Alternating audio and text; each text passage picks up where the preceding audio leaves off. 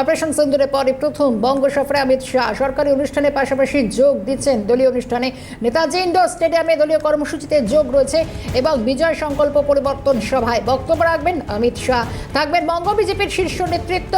বিকেল 4:10 শিমলা স্ট্রিটেও যাবেন বিবেকানন্দর বাড়িতে, যাবেন অমিত শাহ। একাধিক কর্মসূচি রয়েছে, একেবারে আজকে দিনভর ঠাসা কর্মসূচি রয়েছে।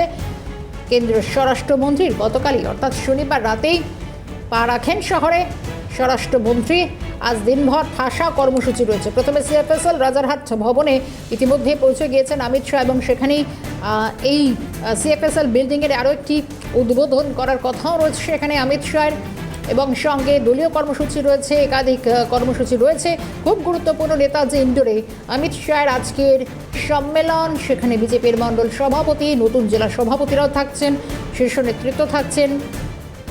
সেখান থেকে নতুন করে কোন বার্তা আজকে অমিত শাহ দিয়ে যান, কারণ একেবারে দুয়ারে ২৬-এর আগে দলের সাংগঠনিক স্তরকে একেবারে অনেক বেশি মজবুত করতে, কারণ কি বার্তা সেদিকে যায় সেদিকেও নজর থাকছে। কারণ বঙ্গ বিজেপির যারা নেতৃত্ব রয়েছেন তারা তাকিয়ে রয়েছেন আজ অমিত শাহের নেতাজি ইন্ডোর থেকে কি বার্তা দেন সেদিকে। বঙ্গ সফরে দিনভর কর্মসূচি কেন্দ্রীয় স্বরাষ্ট্রমন্ত্রীর, অনেকগুলো গুরুত্বপূর্ণ দিক আজকে রয়েছে এবং আজ সন্ধ্যাতেই আবারও দিল্লি ফিরে যাওয়ার কথা রয়েছে।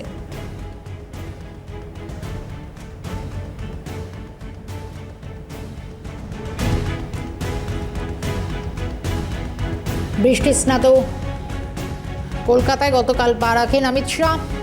স্বাগত জানান সুকান্ত মজুমদার, শুভেন্দু অধিকারীরা, এবং বাইপাসের ধারে অভিজাত একটি হোটেলে রাত্রিবাস করেছেন এবং আজ একাধিক কর্মসূচি রয়েছে। শুধু তাই না, গত দুদিন আগেই নরেন্দ্র মোদী এসেছিলেন বঙ্গে, আলিপুরদুয়ারের সভাও করে গিয়েছেন প্রধানমন্ত্রী। আর সেই সফরের দিন তিনেকের মাথায় কেন্দ্রীয় স্বরাষ্ট্রমন্ত্রীর বঙ্গে আগমন যথেষ্ট ইঙ্গিতপূর্ণ, এমনটাই মনে করছে তত্ত্বাবধায়ক। ইতিমধ্যে একদিকে গতকাল রাতের ছবি দেখাচ্ছি যখন এবং নেতাজি ইন্ডোর স্টেডিয়ামে যে দলীয় কর্মসূচি সে তার প্রস্তুতি একেবারে সারা। অন্যদিকে রাজারহাটের সিএফএসএল ভবনে অমিত শাহ, কারণ নতুন একটি ভবনের আজকে উদ্বোধনের কথা, সেই উদ্বোধন জন্যই রাজারহাটে এই কর্মসূচি রয়েছে। গতকালও দেখা যায় যে বিমানবন্দর থেকে বেরিয়ে কর্মী সমর্থকদের উদ্দেশ্যে হাত নাড়েন, অভিবাদন জানান হাত নাড়িয়ে। এরপর কনভয় তিনি সোজা চলে যান বাইপাসের ধারে অভিজাত এই হোটেলে, সেখানেই রাত্রিবাস করেন এবং এরপর সকাল থেকেই রীতিমতো একের পর এক ঠাসা কর্মসূচি। ২৬-এর নির্বাচনের আগে বাংলার শাহী সফর, একদিকে দলীয় কর্মী সমর্থকদের পুনরায় চাঙ্গা করতে পারে অমিত শাহের ভোকাল টনিক কী হয় সেদিকে নজর থাকছে। রাজারহাটে সিএফএসএল ভবনের নতুন ভবনের উদ্বোধন অমিত শাহের হাত ধরেই। অন্যদিকে নেতাজি ইন্ডোরের ছবি দেখাচ্ছে, একে একে কর্মী সমর্থকরা যারা আসতে শুরু করেছেন। প্রচুর কর্মী যারা বিভিন্ন জেলা, বিভিন্ন দূর দূরান্ত থেকে তারা ইতিমধ্যেই নেতাজি ইন্ডোরে পা রাখছেন এবং বহু মহিলা কর্মী সমর্থকও রয়েছেন। এবং দুটো জায়গার ছবি আপনাদের সামনে তুলে ধরার চেষ্টা করব। আমরা পরে যাব নেতাজি ইন্ডোর স্টেডিয়ামে, কিন্তু রাজারহাটে সিএফএসএল সরকারি অনুষ্ঠান যেখানে অমিত শাহ পৌঁছে গিয়েছেন এবং সেখান থেকে আমাদের প্রতিনিধি রাজা সাহা রয়েছেন। রাজা, একেবারে জানার চেষ্টা করবো আজকে দিনভর ঠাসা কর্মসূচি রয়েছে এবং রাজারহাটে এই কেন্দ্রীয় ফরেন্সিক ল্যাবের আরও একটি নতুন বিল্ডিংয়ের উদ্বোধন একেবারে অমিত শাহের হাত ধরে। ঠিক এখন কি ছবি ধরা পড়ছে?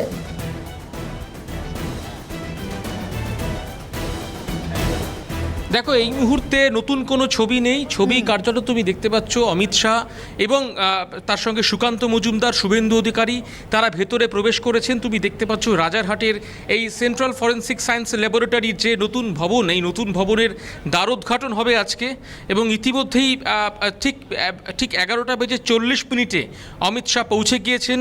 আধ ঘন্টা অতিক্রান্ত অনুষ্ঠান ভেতরে চলছে এবং তোমাকে বলি যে এই ভবনের এই মুহূর্তে অমিত শাহ রয়েছেন এবং এখান এখান থেকেই তিনি ঠিক আর 10 মিনিট বাদে বেরিয়ে যাবেন। এখান থেকে বেরিয়ে তিনি সরাসরি যাবেন JW ম্যারিয়ট, এই বেসরকারি যে হোটেল রয়েছে 5 তারা হোটেলে, সেখানে তিনি দুপুরের দ্বিপ্রাহরিক আহার সারবেন।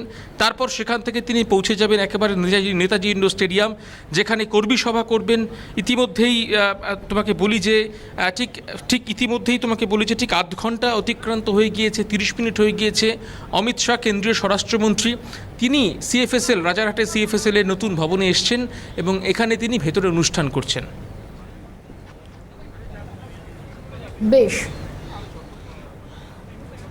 ইতিমধ্যেই যে ছবি উঠে আসছে রাজারহাটে, এখানে অমিত শাহ এই মুহূর্তে রয়েছেন এবং CFSL ভবনে অমিত শাহ কিছুক্ষণ আগেই পৌঁছে গিয়েছেন। আর কিছুক্ষণ পর এখান থেকে এই বিল্ডিংয়ের বা এই ভবনের দ্বারোদ্ঘাটনের পর সেখান থেকে চলে যাবেন একেবারে আবারও বাইপাসের ধারে যে অভিজাত হোটেল রয়েছে যেখানে তিনি ছিলেন, সেখানে আবার ফিরে যাবেন, সেখানে লাঞ্চ পর্ব সারবেন এবং তারপর এবং এই মুহূর্তে অমিত শাহর বক্তব্য আসছে। একবার শুনবো CFSL যেখানে বিল্ডিংয়ের উদ্বোধন হচ্ছে, শুনবো অমিত শাহ কি বলছেন।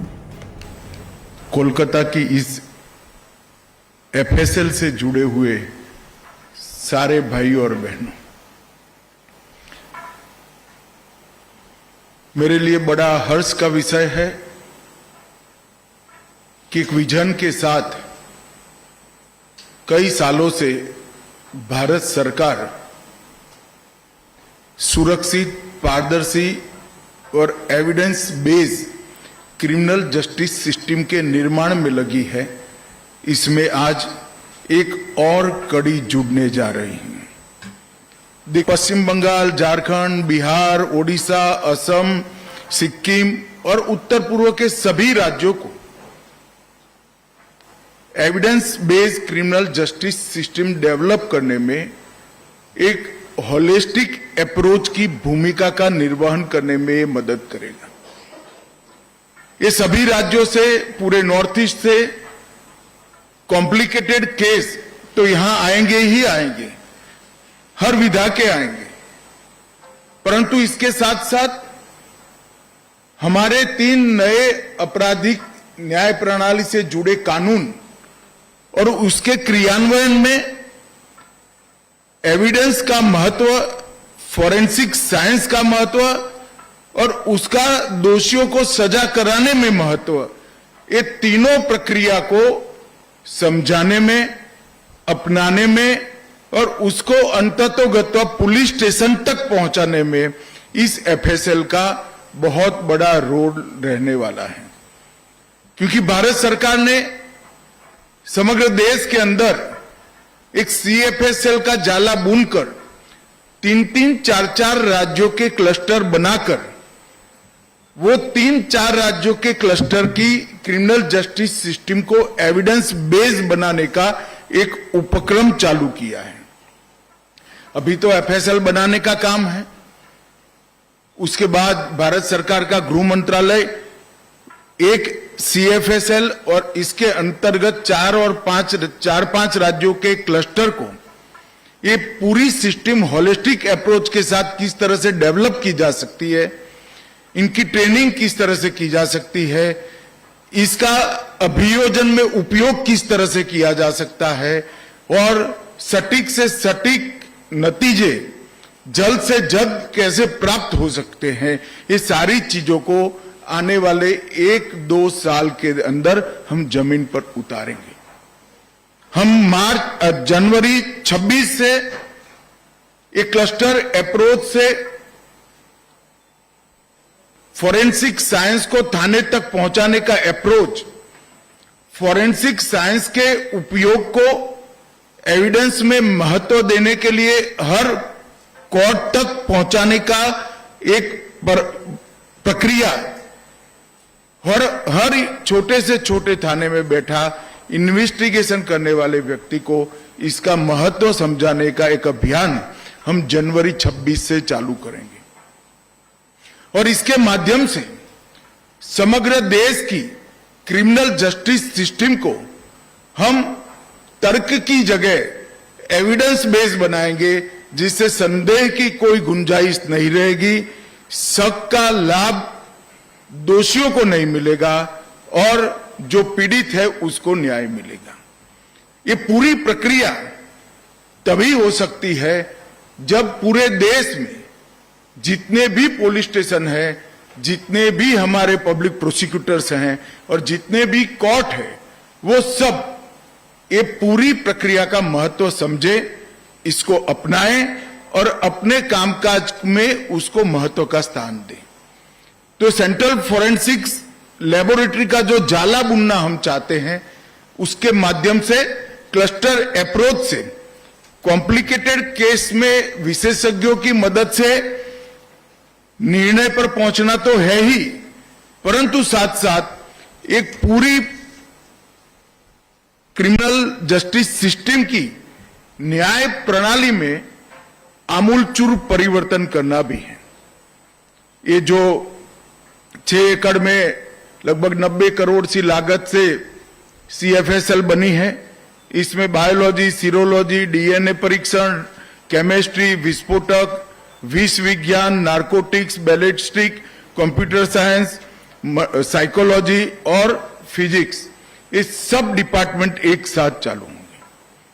तो राज्य की FSL में जहां तज्ञता की जरूरत होगी, विशेषज्ञ की जरूरत होगी, वो सारे केस यहां बहुत सरलता से ट्रांसफर भी होंगे और इसका उपयोग भी कर पाएगा। आज यहां पर नार्कोटिक्स संस्करण 2 और एक्सप्लोजिव संस्करण 2 का भी विधिवत रूप से विमोचन हुआ है। मुझे विश्वास के दोनों संस्करण देश भर की फॉरेंसिक साइंस लेबोरेटरी को कई सारे काम करने के लिए सरलता उपलब्ध कराएंगे। हम 21वीं सदी में जब हमारे ट्रांजैक्शन, कम्युनिकेशन, आइडेंटिटी और बेसिक डिटेल जब सब ऑनलाइन हो रहा है, एक जगह पे स्टोर हो रहा है, तो अपराध का स्वरूप भी इतनी ही तेजी से बदल रहा है। और ये बहुत जरूरी है कि अपराध को रोकने वाले अपराधी से 2 कदम आगे रहें।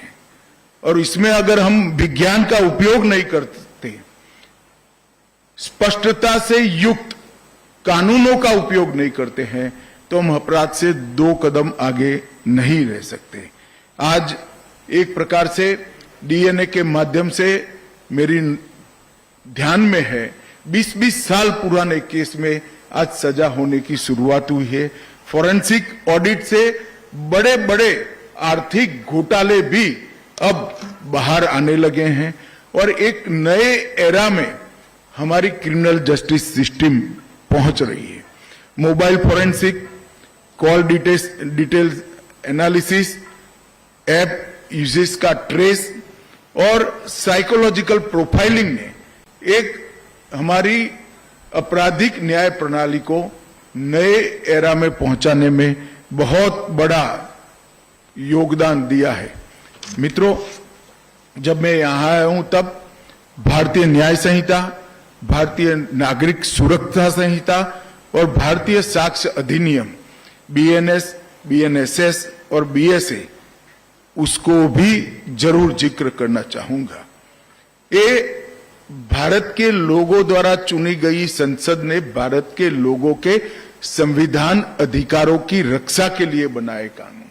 160 साल पुराने अंग्रेजों ने बनाए हुए कानून को नरेंद्र मोदी जी के नेतृत्व में भारत सरकार ने खत्म कर नए भारत के नए कानून लेकर हम आगे बढ़े हैं और लोगों को न्याय दिलाने की दिशा में मैं मानता हूं कि ये एक क्रांतिकारी बदलाव है। अब प्रमाण के अभाव में दोषी निर्दोष नहीं छूट जाएंगे, इसका मुझे पूरा भरोसा है।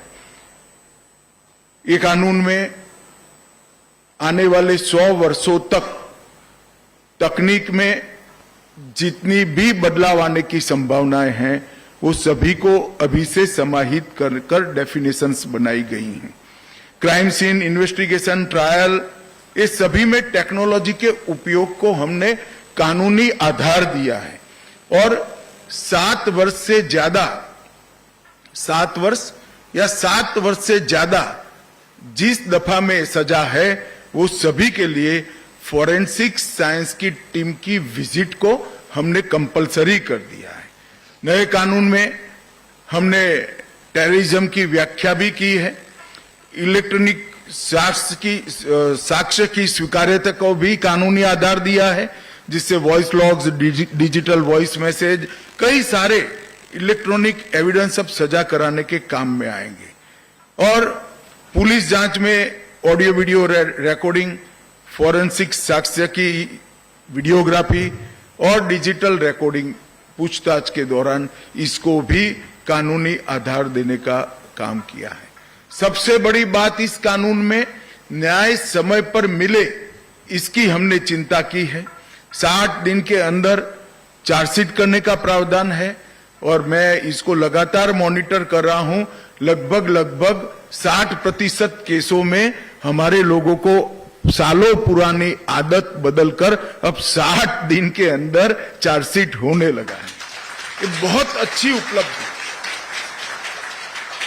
एक साल के भीतर 60% केसों का चालान 60 दिन के अंदर होना, ये बहुत बड़ी उपलब्धि है हमारे लिए।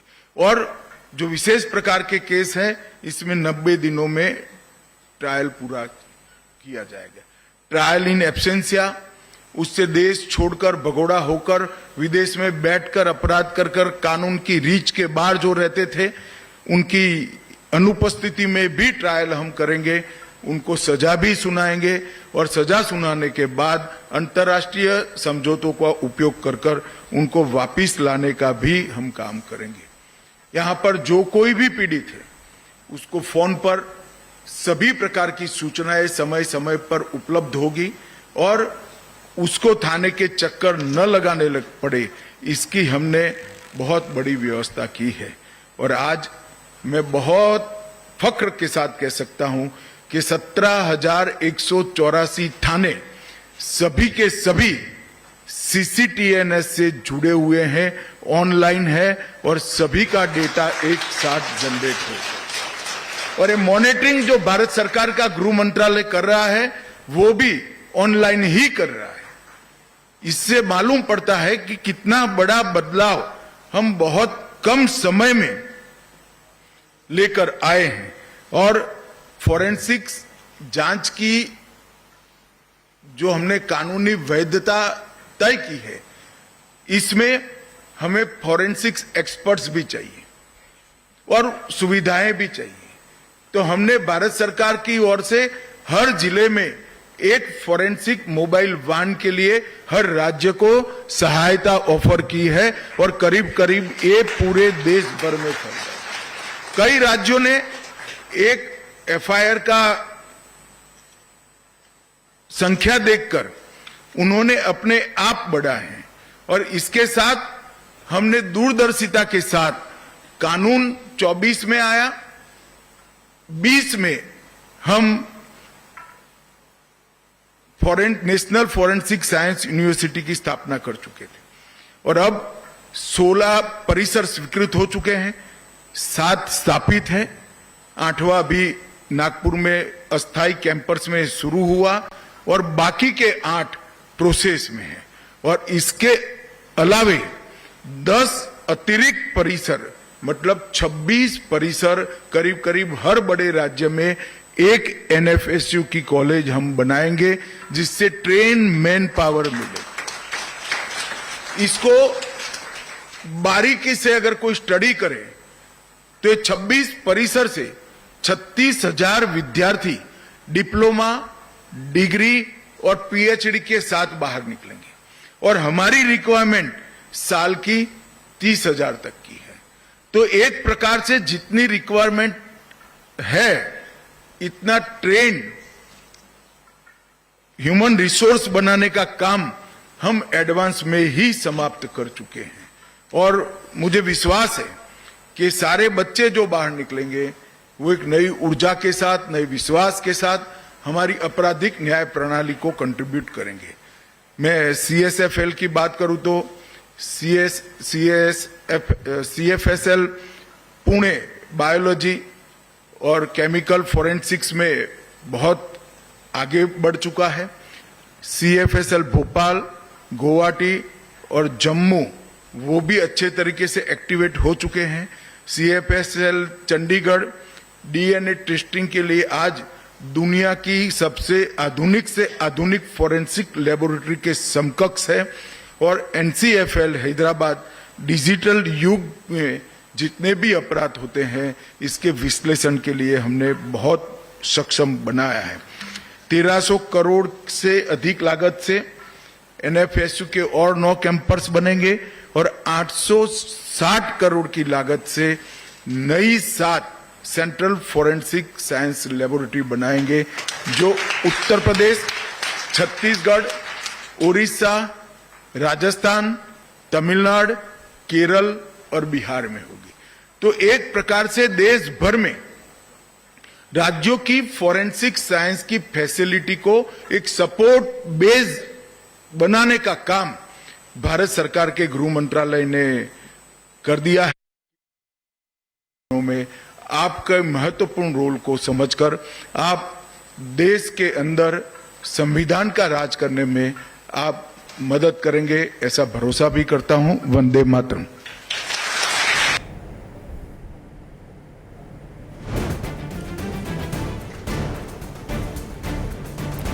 অমিত শাহ বক্তব্য রাখছিলেন এবং রাজারহাটে CFSL নতুন যে ভবন সেই ভবনের উদ্বোধন সারলেন অমিত শাহ এবং যেখানে আর্থিক দুর্নীতিতে অনেক ভূমিকা নিয়েছে CFSL।